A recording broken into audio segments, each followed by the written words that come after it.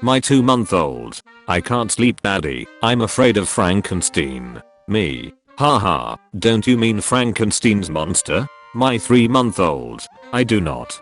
Personally, I find unethical and irresponsible scientific practice far more terrifying than any physical being, and so should you. Why did the kid wait a whole month to respond? Reading a thesaurus. That relatable, older, Gen Z memory, when all the projectors and whiteboards got replaced by smartboards around like 5th grade, and none of the teachers knew how to use them, but they had to use them, otherwise the school just wasted a bunch of money, and it was a really weird transition. An addition. When they calibrated the board by pressing the dots, and everyone in class lost their minds.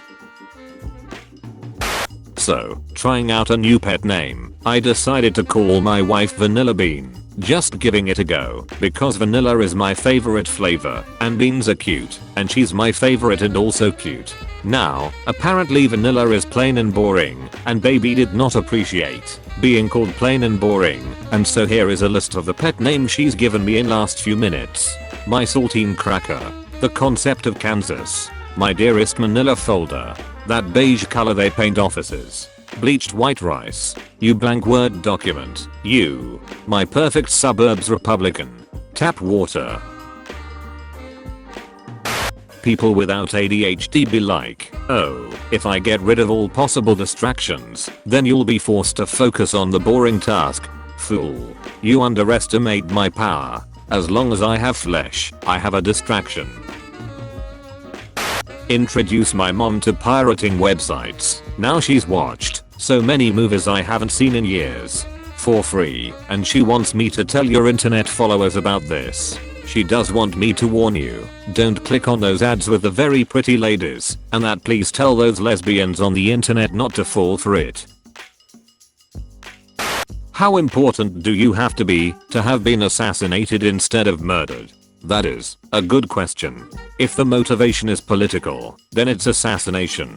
Otherwise it's murder. You cannot be assassinated by accident. If a jilted ex murders the Prince of Placeland, it's just a murder. If a jilted ex is also a member of a rival political faction, it may be assassination. If a jilted ex is driving home in tears and accidentally runs over the Prince of Placeland in the middle of the night in a neighborhood where the street lights are out because of the prince's questionable infrastructure policy, it's manslaughter. Thanks, murder side of Tumblr. By the way, did I ever tell you all about the time I got a blank message from nobody sent on New Year's Eve in 1969 when the internet didn't exist? Because that happened. What the F? Time travel. Or maybe it's from 2069 when we've developed the technology to send data to the past. You sent yourself a blank message as a test, but as the email address you used to send it doesn't exist yet, it came up as no sender. What? Okay kids, let's learn about the Unix epoch. So, back in the early days of computers, when we were trying to build clocks to keep all our computers in sync, we tried a bunch of different ways to synchronize them in ways that both normal people could use and programmers could utilize. We just tried saying, the current time is this date, and just storing that date as some text. But while that was easy for humans, it was a bunch of different numbers that work together in funny ways, and computers don't play nice with a bunch of random, arbitrary rules. Not much worked until we realized that we needed a baseline to compare against and a way to represent the current time that covers everybody. So we came up with Unix time, because Unix was the style at the time. Essentially Unix time represents any given time by saying how many seconds ago was 12 AM on January 1st, 1970 in Iceland somewhere. Recent enough to keep the numbers relatively small, far enough that nothing computer Y would fall before it, and consistent enough that there'd be no discrepancy based on where you are.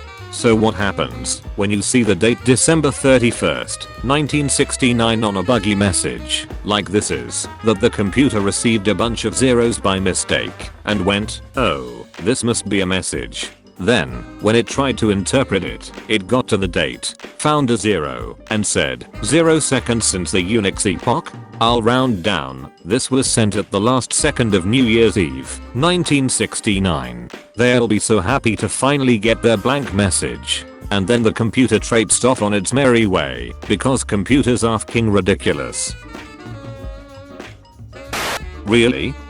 I say to inanimate objects that are not working like they usually do, stay. I glare at inanimate objects that continuously fall over. Thank you.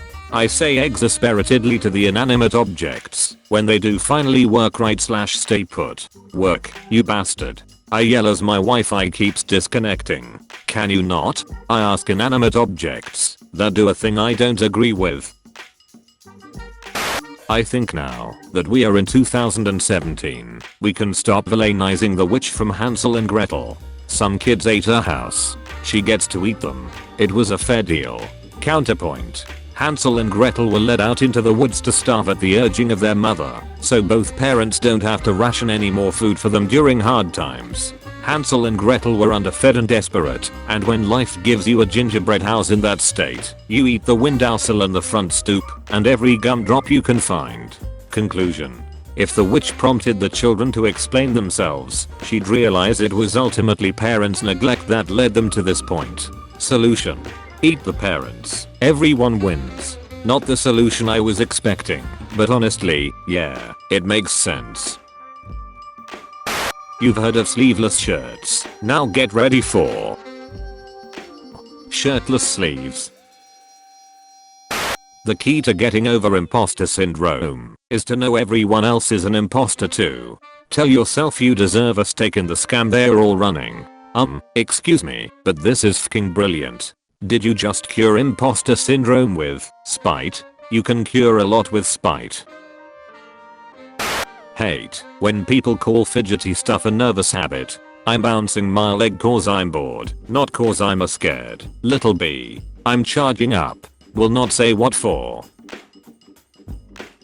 Cats are so dumb, lol. They each eat brown pellets, like lol. Have you ever had a cheeseburger? I mean they kept asking for one in like 2007.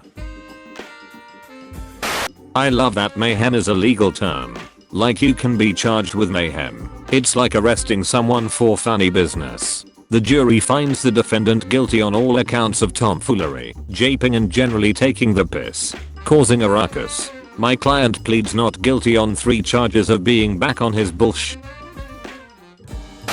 Helpful grammar tip. Father is for physical distance. Further is for metaphorical distance. And father is for emotional distance. Who hurt you? My father. Did you not read the post? How dull for you to live your life without any hills to die on. You, on your vast flat barren plains of compromise, acceptance, and accommodation, while I reign supreme over the lush, rolling highlands of stupid I have irrationally chosen to stake my entire identity on. As someone who was terrified of having their own opinion, this is truly inspiring. If chickens were big enough to eat us, do you think they would? Without question. Without remorse. Without hesitation. Without a napkin. Without dipping us in sauce. Have fun in the war, dumb. I'll be at home. F***ing military wives. My girlfriend's husband fights for your freedom. Damn. Good way to get your f***ing windows kicked in. Shut the F up and raise my son, bootlicker. All fun and games until someone with 3 confirmed kills shows up at your doorstep with a baseball bat. I'm not at my house though, I'm at yours, with your wife. But he's got shooters all over the world, even when he's away. Just shot a load in his wife. You ungrateful hole. My boyfriend might be fighting for your freedom, and you're here mocking him for keeping your pathetic ass safe from the threats of the world. If a war comes to our country, we are not saving you, you dumb ungrateful F up of a human being. Your boyfriend is fighting for oil, and killing civilians, and probably cheating on you. He's a scumbag, which is why I just f***ed his mom, to make a better son. The fool taunts the hungry dogs, but the dogs have their day, and the fool becomes a feast. Your girl bout to be the feast soon, as you get deployed boot boy. World Heritage Post. Whoever was the first person to post this is the biggest piece of shit in the world. You're an amoral hole. Hot Meat 89. You are a disgrace. You don't deserve to be called an American. You don't even have the right to call yourself a man. I don't call myself a man, but your wife still calls me 2F. Best songs of the decade. Ranked. 1. Disturbia by Rihanna 2008. 2. I made this post at 3 AM and I really said best songs of the decade and then put a song from 2008. Huh. It's 2022. Donald Trump has died in disgrace days after being impeached and jailed. My Chemical Romance's new album is coming out the same day as the new Spider-Verse movie. The Lizzo and Jane Lee Money collab song is blowing up the radio. Lil Nas X has a verse in it. You and your partner have time and energy for dates after work after Jeff Bezos' assets have been seized and distributed to the public in the wake of his arrest for keeping employees in unsafe working conditions. 5 asexuals are playing cards. One starts to explain the rules. I'd say no cheating, but there are already 5 aces at the table. Just a reminder that apparently anybody who isn't ace cheats. This literally says the aces are cheating, because you can't have 5 aces in a deck. It's the opposite of the second comment. One of the best things about teaching middle school is that they're young enough to see me as an authority figure, despite the fact that I'm pretty young for a teacher, but they're old enough to understand and laugh at the concept of phases. And what I'm really getting at here is that I lost control of my classroom for a couple of minutes today because I told them that I had an emo phase when I was their age. Judging by the amount of shrieking in the room, you'd think I was torturing them, but really it was because I told them my favorite band at the time was Evanescence.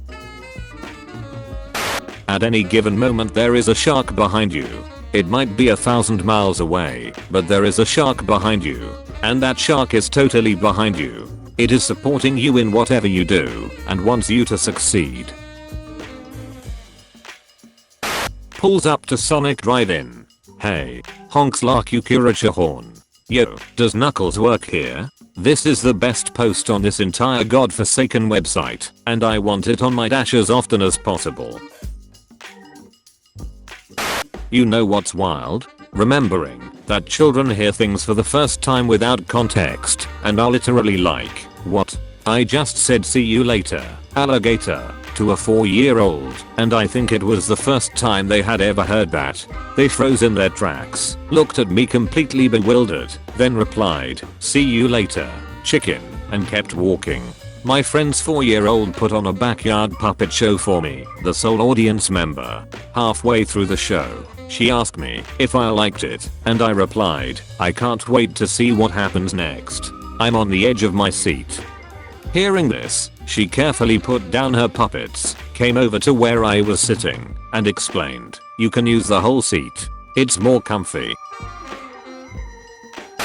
I made an old lady blush today at work because she ordered 2 senior coffees, and I said senior? I'm sorry miss, I'm going to have to ask to see some ID. And she covered her mouth and went oh dear me and couldn't stop smiling. You my friend are a really sweet person.